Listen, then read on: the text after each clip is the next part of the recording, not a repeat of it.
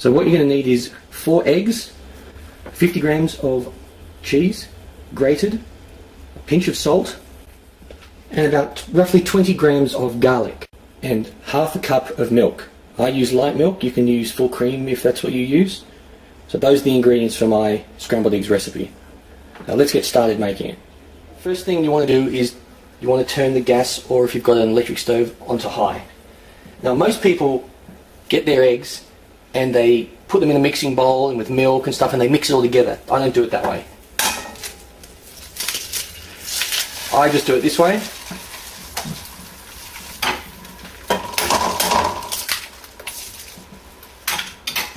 Just straight in.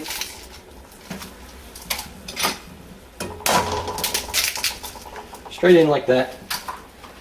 And then turn it down to low. Add the milk. Not too much. Add the garlic. And now, add the cheese. So I add all the ingredients at once, therefore everything will cook and blend at the same time. So there we go. Just a little bit left. Just a little bit of salt, just a pinch. And there we have our scrambled eggs. And just chop it all together, mix it like this.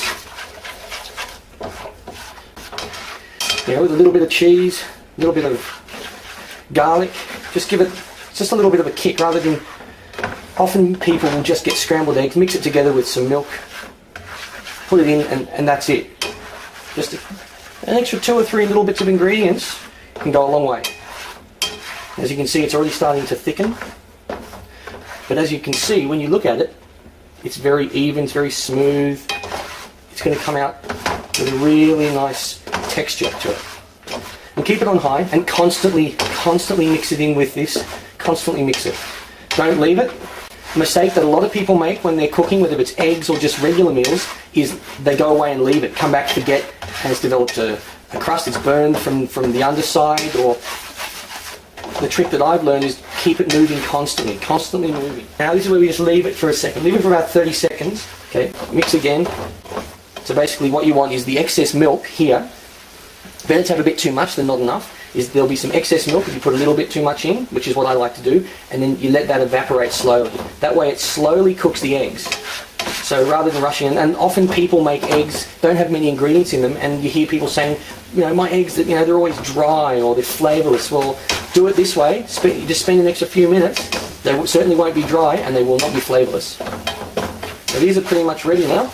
There's still a little bit of milk, of the excess milk, but that's almost gone. You don't want to cook it until all of that's gone, because then what's happening is it's no longer evaporating, it's starting to suck the moisture out of the eggs.